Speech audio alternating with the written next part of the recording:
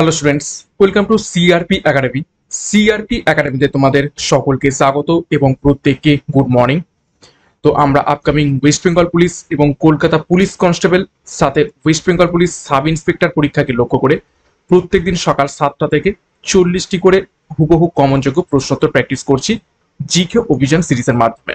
এবং আমরা আজকে 20 নম্বর প্র্যাকটিস সেট করব এবং প্রত্যেকদিন 40টা করে, অর্থাৎ কতগুলো প্রশ্ন আমরা করে ফেললাম, টোটাল 800টা আজকের এই প্র্যাকটিস সেটের মাধ্যমে আমাদের জিকে প্র্যাকটিস করা হয়ে যাবে।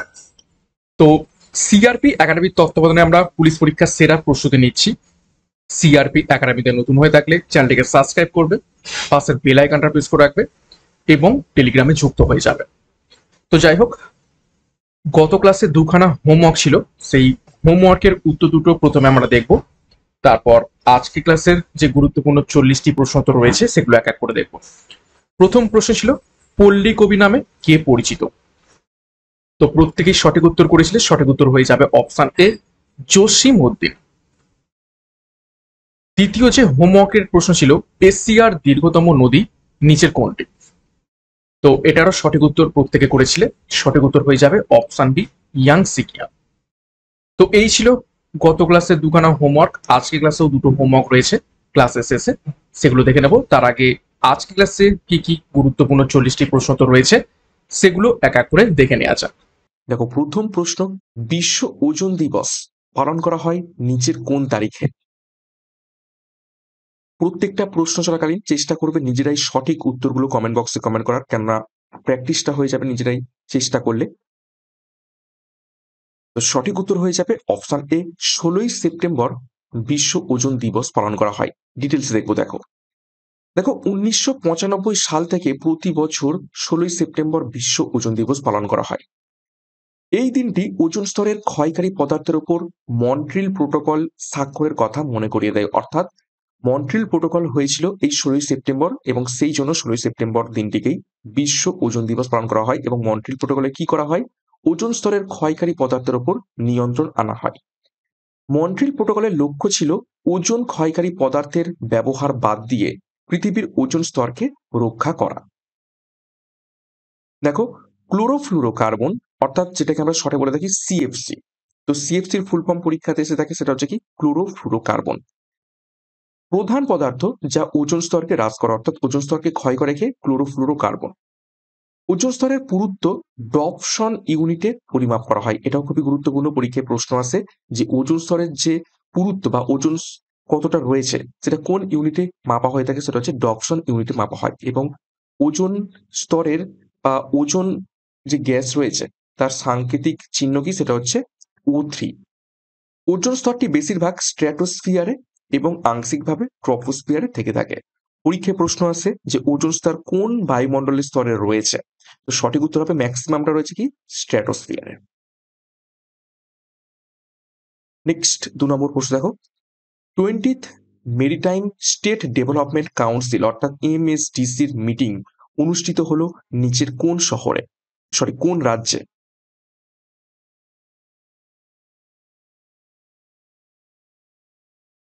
সঠিক উত্তর হবে অপশন বি, গোয়াতে।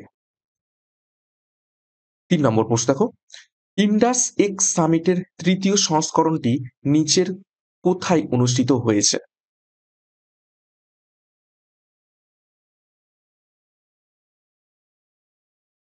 সঠিক উত্তর হবে অপশন বি, ক্যালিফোর্নিয়াতে। 4 নম্বর প্রশ্ন দেখো, সুখনা হ্রদ নিচের কোন রাজ্যে অবস্থিত রয়েছে? খুবই গুরুত্বপূর্ণ প্রশ্ন। বিভিন্ন হ্রদ কোন কোন রাজ্যে অবস্থিত সেগুলো পরীক্ষায় প্রশ্ন আসে। তো সুখনা হ্রদ অবস্থিত রয়েছে অপশন এ, চণ্ডীগড়ে। দেখো, কিছু গুরুত্বপূর্ণ হ্রদের নাম দেখবো, তাদের প্রকৃতি এবং কোন রাজ্যে অবস্থিত সেগুলো একটু দেখে নেব। দেখো, কোল্লেরু হ্রদ অবস্থিত রয়েছে, সাধু জলের হ্রদ এটি, অন্ধ্রপ্রদেশে অবস্থিত রয়েছে। এবং পরীক্ষায় প্রশ্ন আছে কোল্লেরু হ্রদের পার্টিকুলার অবস্থানটা কোথায়, সেটা হবে কৃষ্ণা এবং গোদাবরী নদীর হচ্ছে মধ্যবর্তী স্থানে এই কোল্লেরু হ্রদ অবস্থিত রয়েছে। ঠিক আছে, কৃষ্ণা ও গোদাবরী নদীর মাঝে। তারপর দেখো চিল্কা হ্রদ, লবণাক্ত হ্রদ, উড়িষ্যাতে অবস্থিত রয়েছে। চিল্কা হচ্ছে ভারতের বৃহত্তম লাগুন বা উপহ্রদ। সম্বর হ্রদ লবণাক্ত হ্রদ রাজস্থান। সম্বর হ্রদ হলো ভারতের বৃহত্তম লবণাক্ত জলের হ্রদ। ভেম্বনাথ হ্রদ এটাও লবণাক্ত জলের হ্রদ, কেরালাতে অবস্থিত রয়েছে। পুলিকট হ্রদ এটাও লবণাক্ত জলের হ্রদ, অন্ধ্রপ্রদেশ এবং তামিলনাড়ুর সীমান্তে অবস্থিত রয়েছে। এছাড়া দেখো উলার হ্রদ স্বাদু জলের হ্রদ কাশ্মীর উপত্যকাতে অবস্থিত রয়েছে এবং উলার হ্রদ হচ্ছে ভারতের বৃহত্তম স্বাদু জলের হ্রদ। লোকটাক হ্রদ স্বাদু জলের হ্রদ মণিপুরে অবস্থিত। ডাল হ্রদ স্বাদু জলের হ্রদ শ্রীনগরে অবস্থিত রয়েছে। প্যাংগং হ্রদ লবণাক্ত জলের হ্রদ এবং এটা অবস্থিত রয়েছে লাদাখে। তো খুবই গুরুত্বপূর্ণ তথ্য দেখলাম। নেক্সট দেখো 5 নম্বর প্রশ্ন, কেন্দ্রীয় তামাক গবেষণাগার কেন্দ্র কোথায় অবস্থিত রয়েছে?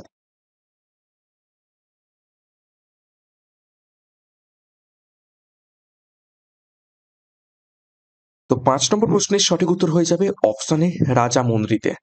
ঠিক আছে, রাজামুন্দ্রি কোথায় অবস্থিত রয়েছে? অন্ধ্রপ্রদেশ। ওকে, এবং অন্ধ্রপ্রদেশ হচ্ছে তামাক উৎপাদনের প্রথম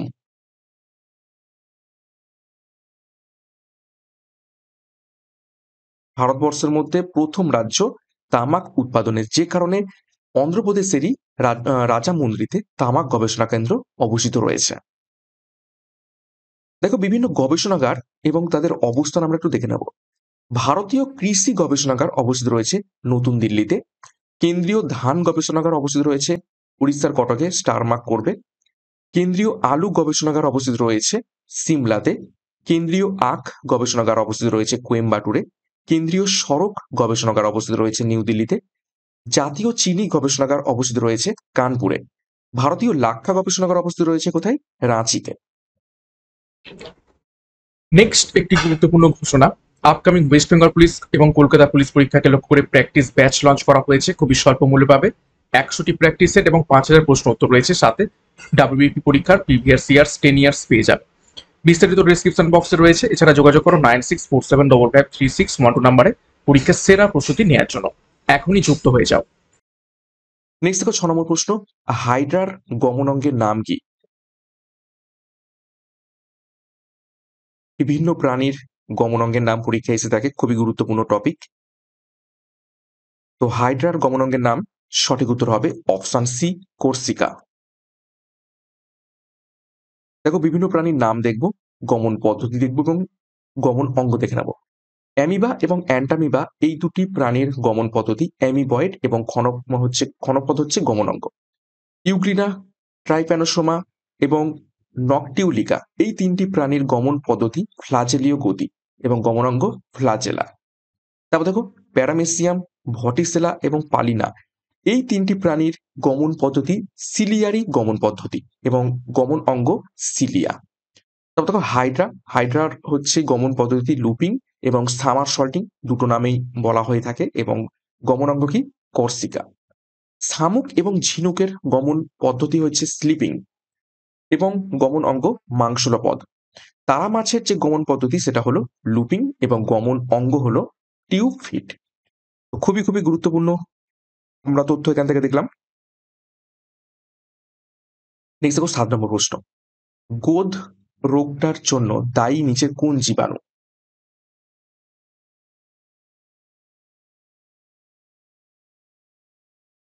গোদ রোগের জন্য দায়ী নিচের কোন জীবাণু? 4টি অপশন, ফাইলেরিয়া, প্লাজমোডিয়াম, অ্যামিবা নাকি সালমোনেলা। তো সঠিক উত্তর হবে অপশন এ ফাইলেরিয়া। নেক্সট দেখো বিভিন্ন রোগ দেখবো এবং সেই রোগের জন্য দায়ী ব্যাকটেরিয়ার নামগুলো আমরা একটু দেখে নেব। দেখো মেনিনজাইটিস রোগ হয়ে থাকে নেসেরিয়া মেনিনজাইটিস ব্যাকটেরিয়া থেকে। নিউমোনিয়া রোগটা হয়ে থাকে ডিপ্লোকক্কাস নিউমোনিয়া নামক একটি ব্যাকটেরিয়া থেকে। কুষ্ঠ রোগ হয়ে থাকে দেখো মাইকোব্যাকটেরিয়াম লেপ্রি নামক একটি ব্যাকটেরিয়া থেকে। প্লেগ রোগ হয়ে থাকে ইরসেনিয়া পেস্টিস নামক ব্যাকটেরিয়া থেকে। আমাশয় রোগ হয়ে থাকে দেখো ব্যাসিলা ডিসেন্ট্রি নামক ব্যাকটেরিয়া থেকে। তারপর দেখো কলেরা রোগটি হয়ে থাকে ভিব্রিও কলেরা নামক একটি ব্যাকটেরিয়া থেকে। এবং যক্ষা রোগ বা টিউবারকুলোসিস যে রোগটা হয়ে থাকে সেটা হচ্ছে মাইকোব্যাকটেরিয়াম টিউবারকুলোসিস নামক ব্যাকটেরিয়া থেকে। খুবই খুবই গুরুত্বপূর্ণ তথ্য দেখলাম বিভিন্ন রোগ এবং সেই রোগের জন্য দায়ী ব্যাকটেরিয়া সম্পর্কে। নেক্সট দেখো 8 নম্বর প্রশ্ন, রক্তের লোহিত রক্তকণিকা তৈরি হয় নিচের কোন স্থানে? বেশ কয়েকবার পরীক্ষাতে এসেছে।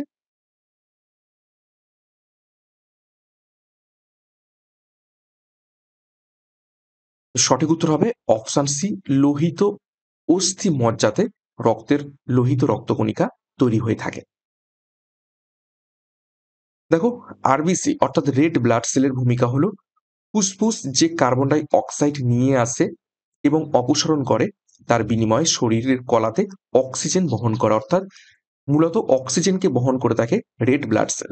তারপর দেখো, হেমোসাইটোব্লাস্ট থেকে একটি লোহিত রক্তকণিকা তৈরি হতে প্রায় 2 দিন সময় লাগে এবং শরীর প্রতি সেকেন্ডে প্রায় 20 লক্ষ লোহিত রক্তকণিকা তৈরি করে থাকে আমাদের শরীরের মধ্যে। তো খুবই খুবই গুরুত্বপূর্ণ তথ্য থাকলাম আমরা লোহিত রক্তকণিকা সম্পর্কে। এখান থেকে একটা গুরুত্বপূর্ণ প্রশ্ন মনে রাখবে যে লোহিত রক্তকণিকার কতদিন পর্যন্ত বাঁচে, সেটা হচ্ছে 120 দিন। ঠিক আছে, লোহিত রক্তকণিকার মেয়াদ, আরবিসির মেয়াদ, এটা হচ্ছে 120 দিন। নেক্সট 9 নম্বর প্রশ্ন, আধুনিক রসায়নের জনক হিসাবে কাকে বিবেচনা করা হয়ে থাকে? প্রশ্নটা ভালো করে দেখো, কি বলেছে? আধুনিক, শুধু রসায়নিক জনক কিন্তু নিচে দেওয়া রয়েছে। দেখো, শুধু যদি রসায়নিক বিজ্ঞানের জনক বলা হয় তখন হয়ে যাবে জাবির ইবনে হাইয়ান। তিনি হচ্ছে শুধু রসায়ন বিজ্ঞানের জনক। আর যদি বলে আধুনিক রসায়ন বিজ্ঞানের জনক কাকে বলা হয়, তখন সঠিক উত্তর হয়ে যাবে অপশন ডি, অ্যান্টোইন ল্যাভোইসিয়ার। দেখো, বিভিন্ন বিষয় এবং সেই বিষয়ের জনক কাদের আমরা মেনে থাকি একটু দেখে নেব। অঙ্কের জনক আর্কিমিডিস, পাটিগণিতের জনক ব্রহ্মগুপ্ত, বীজগণিতের জনক আল খাওয়াজমে, জ্যামিতির জনক ইউক্লিড, পরিমিতির জনক লিওনার্ড ডিক্স, ত্রিকোণমিতির জনক হিপ্পারকক্স, ইতিহাসের জনক হেরোডোটাস এবং ভূগোলের জনক ইরাটোস্থেনিস। তো এইটা কিন্তু খুব ভালোভাবে দেখবে, পরীক্ষাতে মাঝে মাঝেই এসে থাকে বিভিন্ন বিষয়ের জনক সম্পর্কে। নেক্সট দেখো 10 নম্বর প্রশ্ন, আলোর প্রতিসরণের সূত্র আবিষ্কার করেন নিচের কোন বিজ্ঞানী?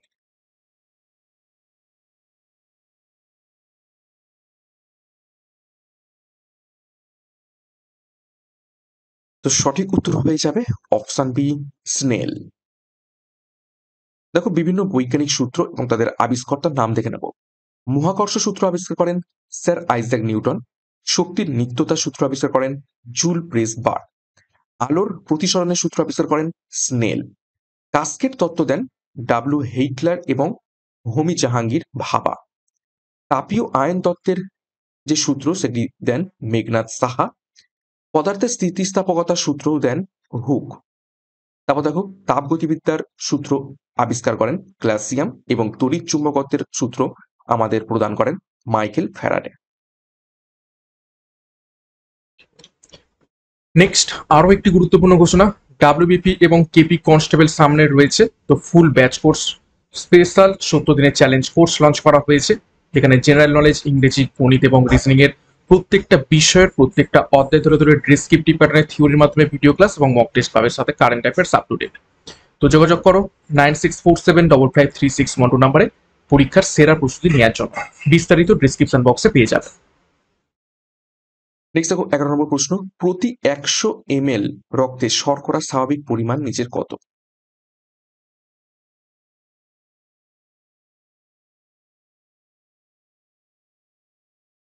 তো সঠিক উত্তর হবে অপশন সি, 80 থেকে 120 মিলিগ্রাম শর্করার হচ্ছে স্বাভাবিক পরিমাণ 100 ml রক্তে। নেক্সট দেখো 12 নম্বর প্রশ্ন, ভিটামিন সি এর রাসায়নিক নাম কি? একদম ভিভিআই করো, এটা বিভিন্ন পরীক্ষাতে বহুবার এসেছে। ভিটামিন সি এর রাসায়নিক নাম, তো সঠিক উত্তর হবে option C, ascorbic acid.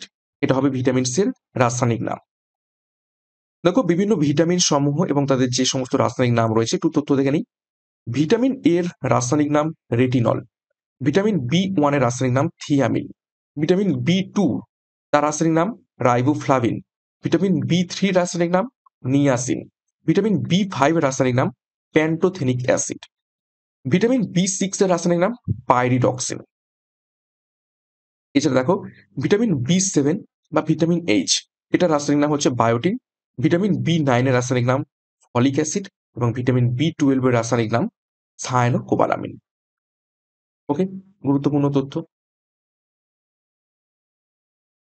Next 13 নম্বর প্রশ্ন, নিম্নের কোনটি ভারতের ঘোষণাপত্র?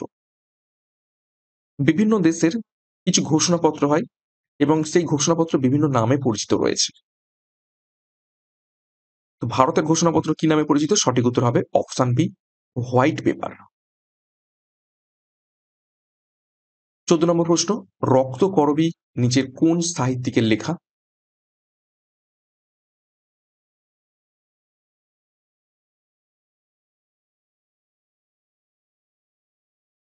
সঠিক উত্তর হবে অপশন এ, রবীন্দ্রনাথ ঠাকুরের লেখা রক্তকরবী। দেখো বিভিন্ন উপন্যাসের নাম দেখবো এবং রচয়িতার নাম আমরা দেখে নেব। দেখো গোরা লিখেছেন রবীন্দ্রনাথ ঠাকুর, মৃত্যু ক্ষুধা লিখেছেন নজরুল ইসলাম, পথের দাবি লিখেছেন শরৎচন্দ্র চট্টোপাধ্যায়, আরণ্যক উপন্যাসটি লিখেছেন বিভূতিভূষণ বন্দ্যোপাধ্যায়, গণদেবতা উপন্যাসটি লিখেছেন তারাশঙ্কর বন্দ্যোপাধ্যায়, হাজার চুরাসির মা উপন্যাসটি লিখেছেন মহেশ্বতা দেবী, প্রথম পরিত্রিশ্রুতি এই উপন্যাসটি রচনা করেছেন আশাপূর্ণা দেবী, অরণ্যের দিনরাত্রি রচনা করেছেন সুনীল গঙ্গোপাধ্যায়। 15 নম্বর প্রশ্ন, গুজরাটে অবস্থিত হরপ্পা সভ্যতার কেন্দ্রটির নাম কি? খুবই খুবই গুরুত্বপূর্ণ প্রশ্ন।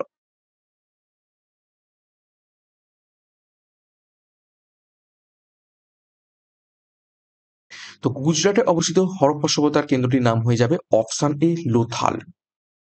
আচ্ছা, লোথাল হলো একটি বন্দর শহর। আর কি গুরুত্বপূর্ণ তথ্য জানা যায়? সিন্ধু সভ্যতার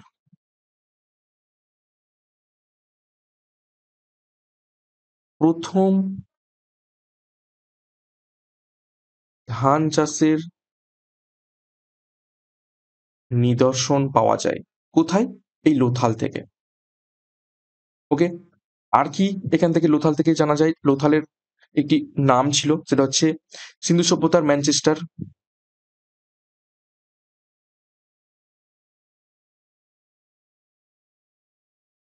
ওকে, সিন্ধু সভ্যতার ম্যানচেস্টার নামে পরিচিত লোথাল। যেহেতু এটা বন্দর শহর, তো সেই জন্য এখানে টেরাকোটার তৈরি নৌকা পাওয়া গেছে, পাওয়া যায়। ওকে, তো কিছু গুরুত্বপূর্ণ তথ্য আমরা লোথাল সম্পর্কে দেখে নিলাম। নেক্সট দেখো 16 নম্বর প্রশ্ন, নিম্নোক্ত কোন ভিটামিনের অভাবে ফিনোডার্মা বা টোট স্কিন রোগ হয়ে থাকে?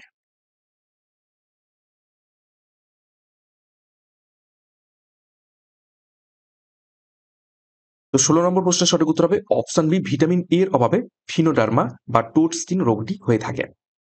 দেখো বিভিন্ন ভিটামিন ও খনিজ এবং তাদের অভাবজনিত রোগ দেখে নেব। ভিটামিন এর অভাবে রাতকানা রোগ হয়, ফিনোডার্মা হয়ে থাকে এবং ক্যারাটোম্যালেসিয়া, এই 3 ধরনের রোগ আমরা দেখতে পেয়ে থাকি মানব শরীরে। ভিটামিন বি1 এর অভাবে হয়ে থাকে বেরিবেরি, ভিটামিন বি2 এর অভাবে হয়ে থাকে স্টোমাটোস্টাইটিস এবং গ্লসাইটিস। ভিটামিন বি3 এর অভাবে যে রোগ দেখতে পাওয়া যায় সেটা হচ্ছে পেলেগ্রা। ভিটামিন বি6 এর অভাবে দেখতে পাওয়া যায় নিউরোপ্যাথি। ভিটামিন বি7 এর অভাবে দেখতে পাওয়া যায় দেখো ডার্মাটাইটিস এবং অ্যান্ডিরিস নামক রোগ। নেক্সট দেখো ভিটামিন বি12, অ্যানিমিয়া বা রক্তাল্পতা রোগটি দেখতে পাওয়া যায়। ভিটামিন সি এর অভাবে রোগ দেখতে পাওয়া যায় স্কারভি। ভিটামিন ডি এর অভাবে রোগ দেখতে পাওয়া যায় রিকেট এবং ওস্টিওম্যালেসিয়া।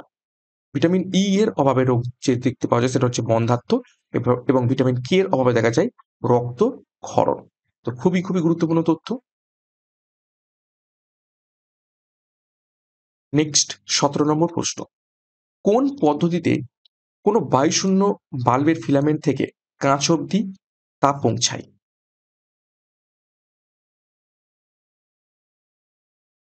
বায়ুশূন্য বাল্বের ফিলামেন্ট থেকে কোন পদ্ধতিতে তাপ পৌঁছায়? সঠিক উত্তর হবে অপশন সি, বিকিরণ পদ্ধতিতে। 18 নম্বর প্রশ্ন, জাতীয় ক্রীড়া দিবস কবে পালন করা হয়ে থাকে?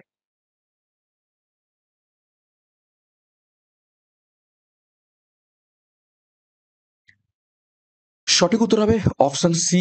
29শে আগস্ট জাতীয় ক্রীড়া দিবস পালন করা হয় এবং এই দিন কি মেজর ধ্যানচাঁদের জন্মদিন। এবং মেজর ধ্যানচাঁদকে কি বলা হতো? হকির জাদুকর। 19 নম্বর প্রশ্ন, মরু অঞ্চলের মরীচিকা নিম্নোক্ত কোনটির প্রাকৃতিক দৃষ্টান্ত?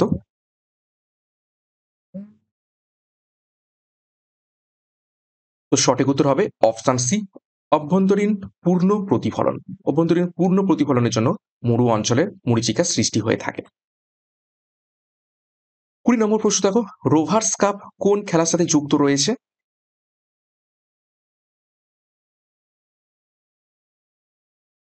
তো 20 নম্বর প্রশ্নের সঠিক উত্তর হবে অপশন সি, ফুটবল খেলার সাথে সম্পর্কিত রয়েছে রোভার্স কাপ। দেখো বিভিন্ন গুরুত্বপূর্ণ ট্রফি এবং কাপ এবং কোন খেলার সাথে সম্পর্কিত একটু দেখে নেব। আগা খান কাপ সম্পর্কিত রয়েছে হকি খেলার সাথে। অমৃত দিওয়ান কাপ যুক্ত রয়েছে ব্যাডমিন্টন খেলার সাথে। অ্যাশেজ কাপ সম্পর্কিত রয়েছে ক্রিকেট খেলার সাথে। আজলান শাহ কাপ সম্পর্কিত রয়েছে হকি খেলার সাথে। বান্দার কাপ ট্রফি সম্পর্কিত রয়েছে ফুটবল খেলার সাথে। বেটন কাপ সম্পর্কিত রয়েছে হকি খেলার সাথে। ডেভিস কাপ সম্পর্কিত রয়েছে লন টেনিসের সাথে এবং হপম্যান কাপ সম্পর্কিত রয়েছে লন টেনিসের সাথে। তো এই এক্সট্রা নোটসগুলো কিন্তু খুব ভালোভাবে দেখবে। আমি বারবার করে বলছি যে শুধুমাত্র প্রশ্ন নয়, সেই প্রশ্নের সাথে সম্পর্কিত আর কি কি প্রশ্ন আসতে পারে বা আর কি কি তথ্য রয়েছে সেগুলো যদি দেখো তাহলে কিন্তু পরীক্ষাতে ম্যাক্সিমাম কমন পাওয়ার চান্স থাকে। 21 নম্বর প্রশ্ন দেখো, পৃথিবী, চাঁদ এবং সূর্যের মধ্যবিন্দু যখন একটি সরল রেখায় অবস্থান করে তখন সেই অবস্থানকে কি বলা হয়? অর্থাৎ পৃথিবী, চাঁদ, সূর্য একই সরল রেখায় যখন চলে আসে তখন সেই স্পেশাল যে পরিস্থিতি বা অবস্থান, সেই অবস্থানটাকে কি বলা হয়ে থাকে? সঠিক উত্তর হবে অপশন এ, সিজিগি বলা হয়। 22 নম্বর প্রশ্ন দেখো, কবে নাগরিকদের ভোটদানের বয়স 21 বছর থেকে কমিয়ে 18 বছর করা হয়েছে? নিচের কোন সালে? খুবই গুরুত্বপূর্ণ প্রশ্ন, বেশ কয়েকবার পরীক্ষাতে এসেছে এবং বাছাই করা প্রশ্ন নিয়ে আসছি যাতে করে পরীক্ষাতে তোমরা ম্যাক্সিমামটাই কমন পাও। তো সঠিক উত্তর হবে অপশনে 1989 সালে। এটা হয়েছিল কত সংবিধান সংশোধনীর মাধ্যমে? সেটা হচ্ছে 61তম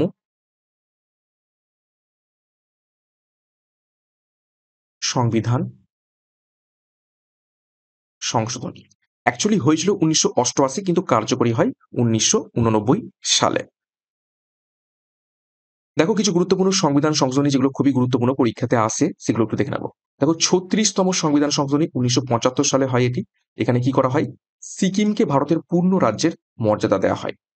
তারপর দেখো 42তম সংবিধান সংশোধনী 1976, খুবই খুবই গুরুত্বপূর্ণ সংবিধান সংশোধনী। কি কি করা হয় দেখো এখানে, মৌলিক অধিকারের চেয়ে নির্দেশমূলক নীতির প্রাধান্য বেশি দেওয়া হয়, অর্থাৎ ফান্ডামেন্টাল রাইটস থেকে ডিপিএসপি কে বেশি গুরুত্ব দেওয়া হয়। 10টি মৌলিক কর্তব্য বা ফান্ডামেন্টাল ডিউটিস এই 1976 সালে 42তম সংবিধান সংশোধনীতে যুক্ত করা হয়। এছাড়া সমাজতান্ত্রিক অর্থাৎ সোশ্যালিস্ট, ধর্মনিরপেক্ষ অর্থাৎ সেকুলার, অখণ্ডতা এবং একতা ইন্টিগ্রিটি এবং ইউনিটি, এই তিনটে যে শব্দ, নতুন শব্দ সংযোজন করা হয়ে থাকে সংবিধানে এবং অনেক কিছু পরিবর্তন করা হয় এই সংবিধান সংশোধনীর মাধ্যমে। যেই কারণে এই সংবিধান সংশোধনীকে ভারতের সংবিধানের ক্ষুদ্র সংস্করণ বলা হয়ে থাকে, অর্থাৎ মিনি কনস্টিটিউশন বলা হয়ে থাকে এই সংবিধান সংশোধনীকে। এছাড়া দেখো 44তম সংবিধান সংশোধনী 1978 সাল। সম্পত্তির অধিকার আমাদের আগে মৌলিক অধিকারের মধ্যে ছিল, কিন্তু এই সংবিধান সংশোধনের মাধ্যমে সম্পত্তির অধিকারকে মৌলিক অধিকারের পরিবর্তে আইনগত অধিকারে পরিণত করা হয়। 352তম অনুচ্ছেদ অনুযায়ী জরুরি অবস্থা জারি করার সময় সশস্ত্র সেনা নিয়োগ করা যাবে, এটাও অন্তর্ভুক্ত করা হয়। তারপর দেখো 52তম সংবিধান সংশোধনী 1985, 10ম তফসিলটি সংযুক্ত করা হয় যা অবৈধ চোরাচালান বিরোধী ছিল। নেক্সট দেখো 23 নম্বর প্রশ্ন, অবাক জলপান কে লিখেছেন? নিচের কোন সাহিত্যিক?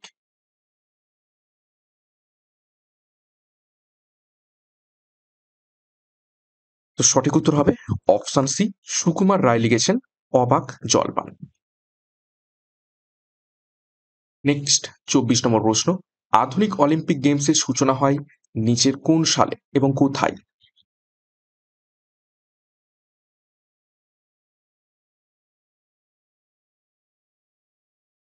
সঠিক উত্তর হবে অপশানে এথেন্স। 1896 সালে আধুনিক অলিম্পিক গেমসের সূচনা হয়।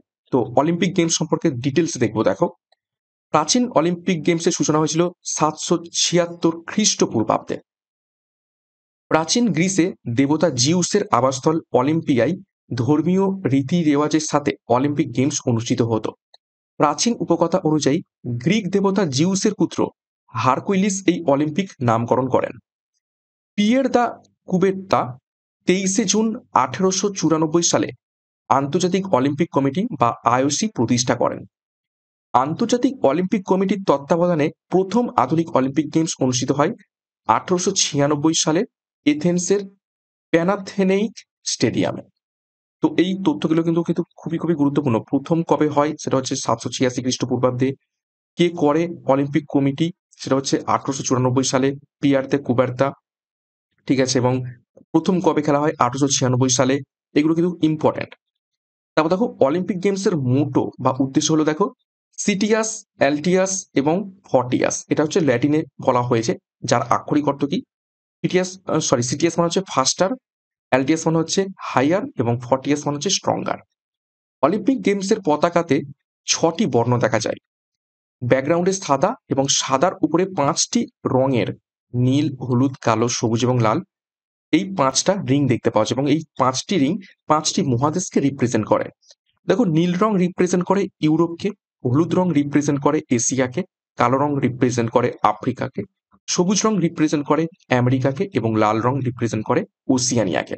এবং অলিম্পিকের যে শিখা, সেই শিখাটা ধারাবাহিকতা বা কন্টিনিউইটির প্রতীক। তো খুবই খুবই গুরুত্বপূর্ণ তথ্য আমরা দেখলাম। নেক্সট দেখো 25 নম্বর প্রশ্ন, সংবিধানের কোন ধারাগুলিতে ধর্মাচরণের স্বাধীনতার অধিকার সংরক্ষিত আছে?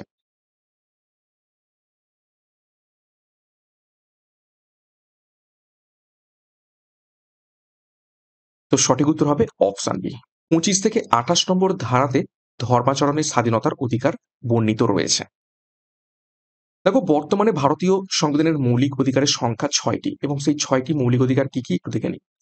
দেখো, সাম্যের অধিকার ধারা 14 থেকে 18 নম্বর পর্যন্ত। তারপর দেখো, স্বাধীনতার অধিকার 19 থেকে 22 নম্বর ধারা পর্যন্ত। শোষণের বিরুদ্ধে অধিকার 23 থেকে 24 নম্বর ধারা পর্যন্ত।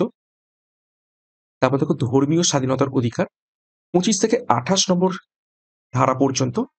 সংস্কৃতি এবং শিক্ষা বিষয়ক অধিকার 29 থেকে 30 নম্বর ধারা পর্যন্ত এবং সাংবিধানিক প্রতিবিধানের অধিকার 32 নম্বর ধারা। খুবই খুবই গুরুত্বপূর্ণ তথ্য। নেক্সট দেখো 26 নম্বর প্রশ্ন, ভারতীয় রিজার্ভ ব্যাংক কবে জাতীয়করণ করা হয়? RBI, reserve bank of India, জাতীয়করণ করা হয় নিচের কোন সালে? তো সঠিক উত্তর হবে অপশন সি, 1949 সালে। এবং দেখো, RBI, reserve bank of India প্রতিষ্ঠিত হয় 1 এপ্রিল 1935 সালে। কোথায়? কলকাতাতে। এবং রাজ্যপাল কে রয়েছেন বর্তমানে? শক্তিকান্ত দাস। এটা হচ্ছে বর্তমান রাজ্যপাল, বর্তমান গভর্নর। 27 দেখো, 1920 সালে ভারতীয় ট্রেড ইউনিয়ন কংগ্রেসের প্রথম সভাপতি কে ছিলেন? ঘুরিয়ে প্রশ্ন আসতে পারে, ভারতীয় ট্রেড ইউনিয়ন কংগ্রেস অর্থাৎ AITUC কবে প্রতিষ্ঠিত হয়? এটা হবে 1920 সালে। এবং প্রথম সভাপতি কে ছিলেন? সঠিক উত্তর হবে option C, Lala Lajpat Rai. Details দেখবো। দেখো, all India trade union Congress 1920 সালের 31 অক্টোবর প্রতিষ্ঠিত হয়েছিল। দেখো, ওই বছরের জন্য ভারতীয় জাতীয় কংগ্রেসের সভাপতি লালা লাজপত রায় হয় এবং AITUC এর প্রথম যে সভাপতি এবং দেওয়ান চমন লাল প্রথম সাধারণ সম্পাদক নির্বাচিত হন। অর্থাৎ প্রথম সভাপতি হন কে? লালা লাজপত রায় এবং প্রথম সাধারণ সম্পাদক হন কে? দেওয়ান চমনলাল। তারপর দেখো, AITUC এর তৃতীয় এবং চতুর্থ অধিবেশনে সভাপতিত্ব করেন ব্রিটিশ কংগ্রেস এবং স্বরাজবাদী নেতা CR দাস, অর্থাৎ চিত্তরঞ্জন দাস তৃতীয় এবং চতুর্থ অধিবেশনে সভাপতিত্ব করেন। 28 নম্বর প্রশ্ন, মহেশ দাস কোন নামে ইতিহাসে প্রসিদ্ধ হন?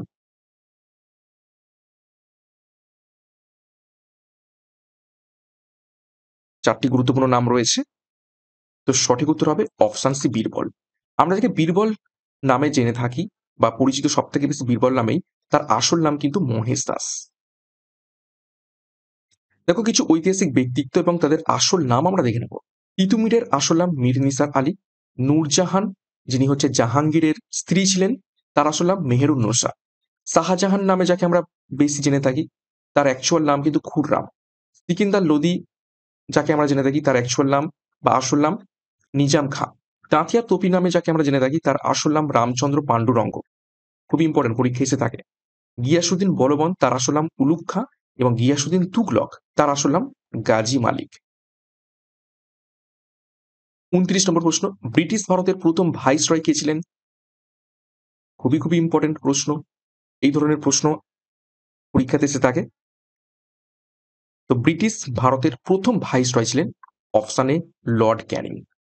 দেখো ডিটেলসে দেখবো। বাংলার প্রথম গভর্নর কে ছিলেন? Robert Clive. বাংলার শেষ গভর্নর কে ছিলেন? Warren Hastings.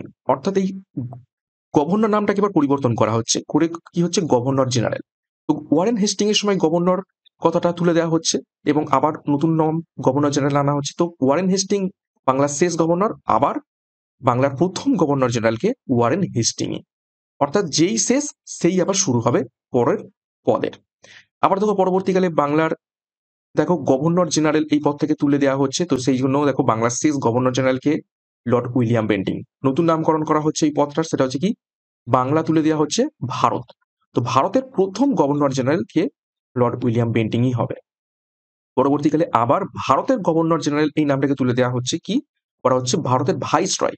তো দেখো ভারতের শেষ গভর্নর জেনারেল লর্ড ক্যানিং, ঘুরিয়ে নতুন নামকরণ করা হলো ভাইসরয়। তো ভারতের প্রথম ভাইসরয় হয়ে যাবে লর্ড ক্যানিং। সিমিলারলি পরবর্তীকালে আবার দেখো ভারতের শেষ ভাইসরয় লর্ড মাউন্ট ব্যাটেন, আবার নতুন নামকরণ করা হচ্ছে, সেটা কি গভর্নর জেনারেল আবার চলে আসছে। দেশ স্বাধীন হয়ে গেছে, স্বাধীন ভারতের প্রথম গভর্নর জেনারেলকে লর্ড মাউন্ট ব্যাটেন, এবং স্বাধীন ভারতের শেষ গভর্নর জেনারেলকে চক্রবর্তী রাজাগোপালাচারী। এবং এনার পর থেকেই এই গভর্নর জেনারেল, ভারতের গভর্নর জেনারেল এই পদটিকে তুলেই দেওয়া হয়।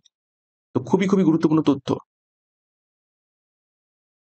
৩০ নম্বর প্রশ্ন, বিন্দুসার কোন ধর্মের অনুরাগী ছিলেন?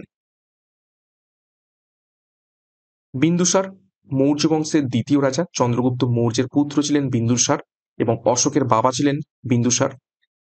তো তিনি কোন ধর্মের প্রতি অনুরাগী ছিলেন? তো সঠিক উত্তর হবে অপশন সি আজীবক।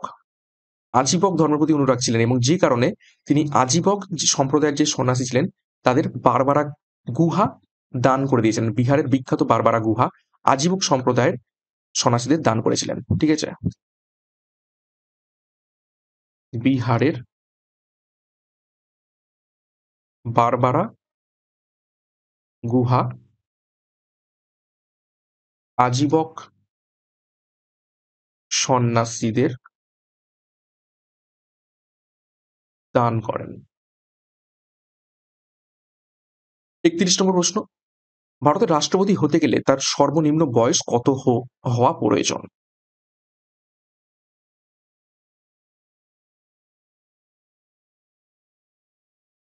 সঠিক উত্তর হবে অপশন সি 35 ইয়ার্স।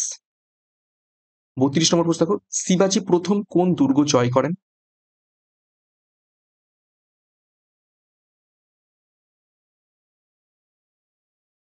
সঠিক উত্তর হবে অপশন সি তোরনা দুর্গ শিবাজী প্রথম জয় করেন। ৩৩ নম্বর প্রশ্ন, ভারতীয় সংবিধানের যুগ্ম তালিকার ধারণাটি কোন দেশের সংবিধান থেকে গৃহীত হয়েছে? খুবই খুবই গুরুত্বপূর্ণ তথ্য। যুগ্ম তালিকা, যেটাকে ইংরেজিতে আমরা কি বলে থাকি কনকারেন্ট লিস্ট।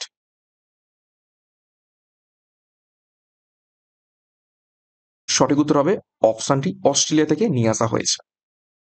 দেখো সংবিধানের কিছু উৎস আমরা দেখে নেব। আমেরিকা যুক্তরাষ্ট্র থেকে কি কি নিয়ে আসা হয়েছে? প্রস্তাবনা, মৌলিক অধিকার এবং বিচার ব্যবস্থার স্বাধীনতা নিয়ে আসা হয়েছে। দক্ষিণ আফ্রিকা থেকে কি নিয়ে আসা হয়েছে? সংবিধান সংশোধন পদ্ধতি। অস্ট্রেলিয়া থেকে কি নিয়ে আসা হয়েছে?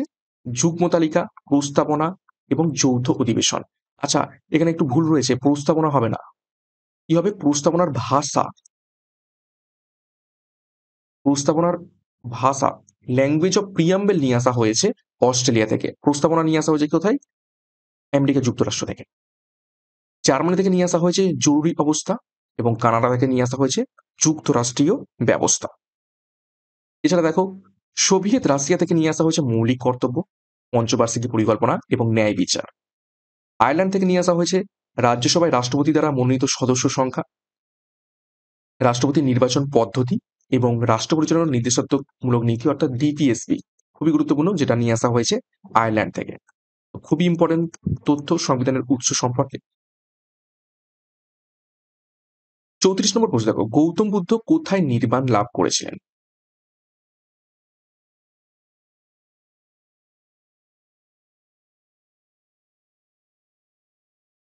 সঠিক উত্তর হবে অপশন বি, বোধগয়াতে নির্বাণ লাভ করেন। নির্বাণ অর্থাৎ বোধি লাভ করা। সারনাথে কি তিনি ধর্ম প্রচার করেন, অর্থাৎ সেটার স্পেশাল নাম কি? ধর্মচক্র প্রবর্তন। তিনি তার প্রথম যে জ্ঞান প্রদান করেছিলেন সারনাথে। লুম্বিনীতে জন্মগ্রহণ কোন বছর? 563 খ্রিস্টপূর্বাব্দে। কুশীনগরে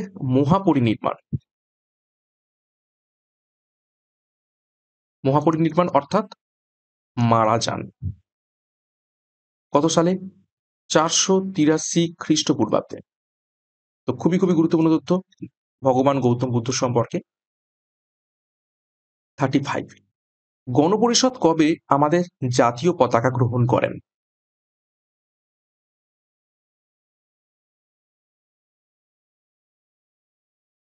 তো জাতীয় পতাকা গ্রহণ করা হয় অপশনটি 22 জুলাই 1947 সালে, এবং এই জাতীয় পতাকার ডিজাইন কে করেছিলেন? পিঙ্গালি ভেঙ্কাইয়া। খুবই গুরুত্বপূর্ণ। 36 দেখো, হায়দ্রাবাদ কোন নদীর তীরে অবস্থিত রয়েছে?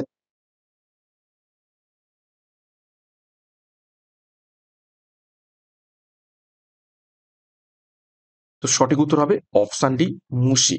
একটা গুরুত্বপূর্ণ গল্পও ছিল, আমরা স্কুল জীবনে পড়েছিলাম মুসি নদীর তীরে। তো সেই মুসি নদীর তীরে হায়দ্রাবাদ অবস্থিত রয়েছে।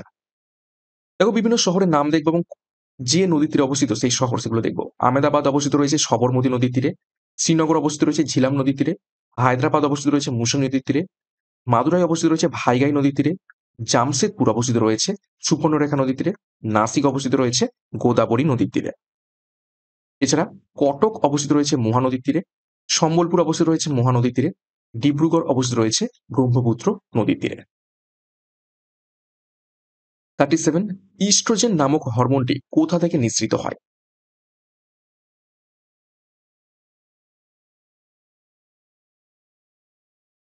সঠিক উত্তর হবে অপশন ডি, ডিম্বাশয় থেকে। 38, অলফ্যাক্টরি স্নায়ু নিম্নের কোন কাজে সাহায্য করে? স্টার মার্ক করো।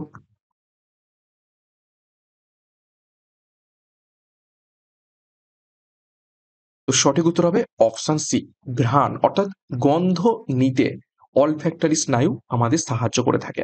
ডিটেলস দেখবো। দেখো, অলফ্যাক্টরি নার্ভ গন্ধ অনুভূতিতে সহায়তা করে, এটি গন্ধের জন্য তাই প্রধান স্নায়ু। তারপর দেখো, আরেকটা নার্ভ রয়েছে, সেটা হচ্ছে অপটিক নার্ভ। নামের সাথে বুঝতে পারছো, অপটিক তো হলো দৃষ্টি শক্তির বাহক।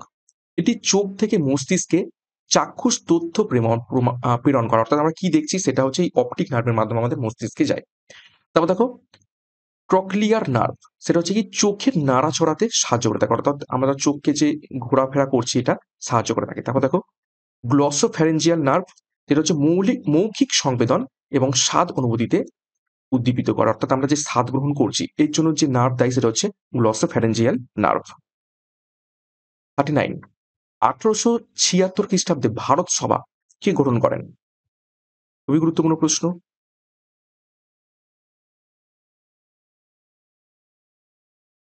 সঠিক উত্তর হবে অপশন এ, সুরেন্দ্রনাথ বন্দ্যোপাধ্যায় 1876 খ্রিস্টাব্দে ভারত সভা গ্রহণ করেন। 40 নম্বর প্রশ্ন দেখো, নিম্নের কোনটি ভারতের সর্বোচ্চ সামরিক সম্মান?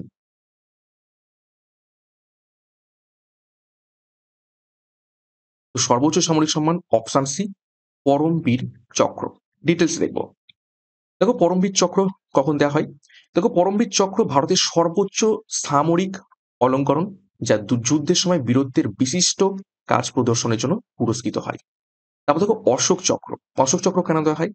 অশোক চক্র হলো ভারতের সর্বোচ্চ শান্তিকালীন সামরিক সজ্জা বা যুদ্ধক্ষেত্র থেকে দূরে বীরত্ব, সাহসী পদক্ষেপ বা আত্মত্যাগের জন্য দেওয়া হয়। অর্থাৎ যুদ্ধক্ষেত্র গিয়ে যদি কেউ মৃত্যুবরণ করে এবং শান্তির জন্য, ঠিক আছে, শান্তিকালীন সামরিক সজ্জার জন্য এই অশোক চক্র দেওয়া হয়ে থাকে। তারপর দেখো কীর্তি চক্র। কীর্তি চক্র কাদের দেওয়া হয় বা কিসের জন্য দেওয়া হয়? দেখো, কীর্তি চক্র প্রথম স্থাপিত হয়েছিল 1952 সালে দ্বিতীয় শ্রেণীতে, এবং এটি 1967 সালে কীর্তিচক্র হিসেবে পুনরায় ডিজাইন করা হয়েছিল। তো দেখো শৌর্যচক্র। শৌর্যচক্র 1952 সালে ক্লাস 3-তে প্রতিষ্ঠিত হয়েছিল এবং এটি 1967 সালে শৌর্যচক্র হিসাবে পুনরায় ডিজাইন করা হয়েছিল। তো এই ছিল আজকের গুরুত্বপূর্ণ 40টা প্রশ্ন উত্তর। 40-এর মধ্যে কার কত স্কোর হয়েছে কমেন্ট বক্সে কমেন্ট করবে। প্রশ্নপত্র কেমন লেগেছে, সাথে এক্সট্রা নোটস আমি প্রচুর রেখেছি প্রত্যেকটা প্রশ্নের সাথে, যাতে আনুষঙ্গিক তথ্য জানতে পারো। এবং আজকের ক্লাসে যে দুটো হোমওয়ার্ক রয়েছে দেখে নাও। প্রথম প্রশ্ন, ওড়িশায় কার নেতৃত্বে 1817 সালে পাইক বিদ্রোহ হয়েছিল? এটা সঠিক উত্তর কি হবে? প্রত্যেকে কমেন্ট বক্সে তোমরা কমেন্ট করে জানাবে। দ্বিতীয় প্রশ্ন দেখো, দুই মেরু বৃত্তে পৃথিবীর আবর্তন বেগ নিচের কত? তো এটাও তোমাদের হোমওয়ার্ক রইল। সঠিক উত্তর কি হবে? প্রত্যেকে কমেন্ট বক্সে কমেন্ট করে জানাবে। এবং যেমনটা বললাম, প্রত্যেকদিন সকাল 7টা থেকে ক্লাসগুলো ফলো করতে হবে। অনেক অনেক প্রশ্ন তোমাদের প্র্যাকটিস হবে, রিভাইজ হবে, এবং পরীক্ষাতে এই ধরনের প্রশ্নই তোমরা কমন পাবে। ক্লাসটা শেষ করার আগে আরো একবার গুরুত্বপূর্ণ ঘোষণা, ডাব্লিউবি এবং কেবি পরীক্ষা কেন্দ্র করে প্র্যাকটিস ব্যাচ 100টি প্র্যাকটিস সেট, 5000 প্রশ্ন উত্তর, টেস্ট সহ আমাদের ফুল ব্যাচ কোর্স, আপকামিং কনস্টেবল পরীক্ষাকে লক্ষ্য করে স্পেশাল 70 দিনের চ্যালেঞ্জ কোর্স। যার যেটি প্রয়োজন রয়েছে সেই অনুযায়ী যোগাযোগ করো 9647553612 নাম্বারে, এবং আমাদের ব্যাচ কোর্সে যুক্ত যাও পরীক্ষার সেরা প্রস্তুতি নেওয়ার জন্য। বিস্তারিত ডেসক্রিপশন বক্সে পেয়ে যাবে। এছাড়া সিআরপি একাডেমিতে নতুন হয়ে থাকলে চ্যানেলটিকে সাবস্ক্রাইব করবে, পাশের বেল আইকনটা প্রেস করে রাখবে এবং টেলিগ্রামে যুক্ত হয়ে যাবে। তো আজকের মতো ক্লাসটা এখানে শেষ করছি। প্রত্যেককে all the best. Thank you, by.